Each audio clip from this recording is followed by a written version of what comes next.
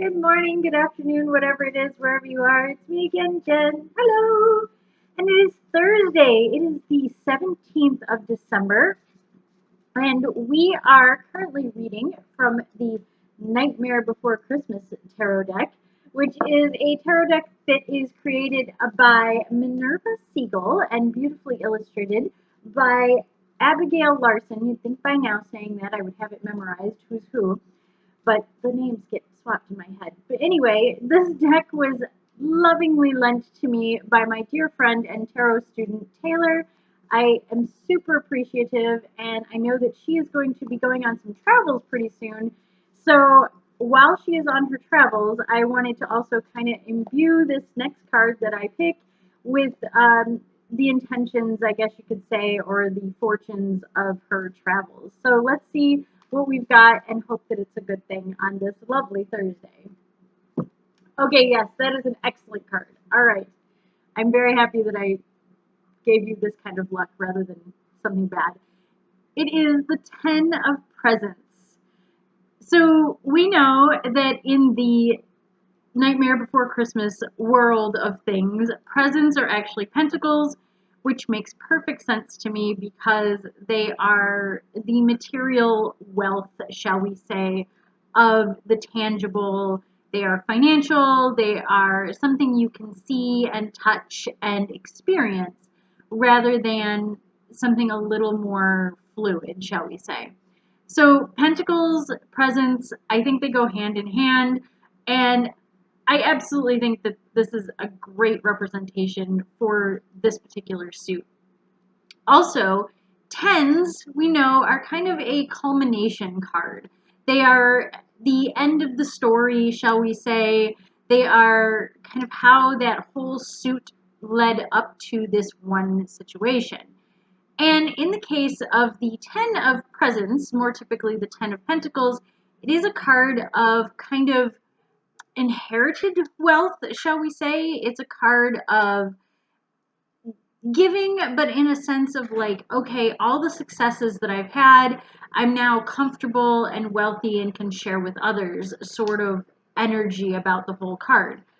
It also is steeped in tradition and family and all of those kinds of things, because a lot of times what people say is, it's the inheritance card. Yeah, pretty much. So what I love about this is that it has both of those energies in it.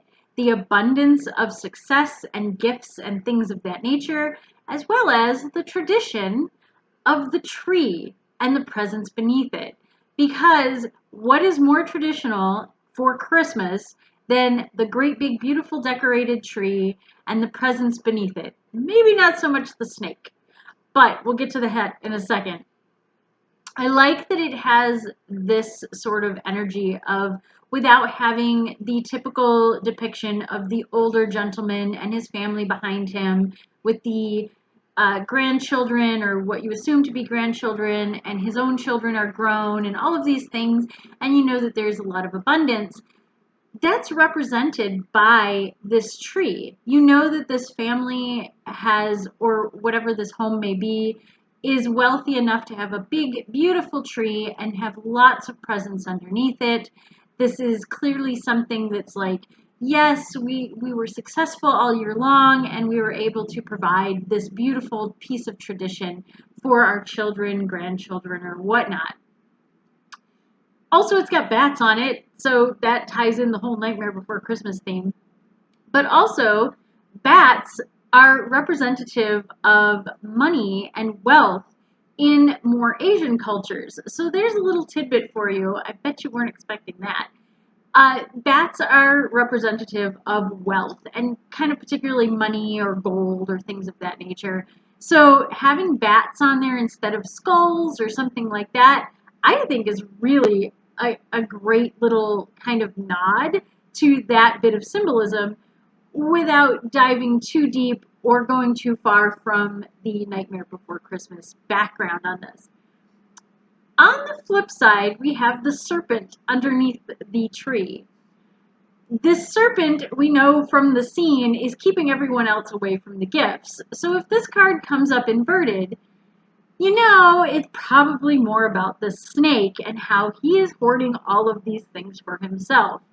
So you may have had a very successful year or a successful life, but you're not sharing with anyone else. You basically tell the family, yeah, go make your own wealth. This is mine. And that's a little bit of a more selfish, kind of a darker, inverted symbolism for this card. I do like the serpent underneath it in the sense of, these things can kind of swallow you whole and wrap themselves around you in that way. But it's the bats that really get me. I love that the bats are in there. And maybe it's just me, maybe I'm reading too much into it, but I don't know. I think it's pretty interesting that they chose bats. They could have chose pumpkins or skulls or, any manner of things, and they particularly picked bats. So I'm going to go with they were aiming for that symbolism and hoping somebody would catch it. So well done. I'm trying to see if there's anything else on here that I'm missing.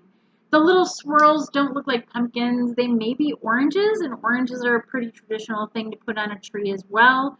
They kind of represent the sun and that abundance that goes with it. And of course, the warmer weather and things of that nature, kind of calling back the sun after a cold winter. I'm not so sure about that one. They might just be orange swirls, but that's kind of what I'm getting from that too. Either way, I think this is actually a really great representation of the typically 10 of Pentacles with the 10 of Presents. So, yes, if you know the symbolism of things, I think this is a really great card and well constructed in its art and symbolism to show all of those things without kind of just sticking to the usual image of an older man with all the children around him and the coins kind of interspersed around and things like that. So I dig this. This is a nice way to represent this card. As always, if you are interested in any of the crazy stuff that I do, check out the links in the description below.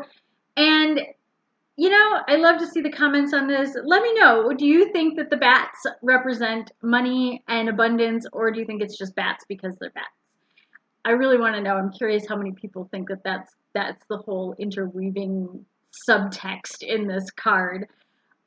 Other than that, please stay safe, stay healthy, stay happy, and have a wonderful rest of the week. I will see you tomorrow. Bye!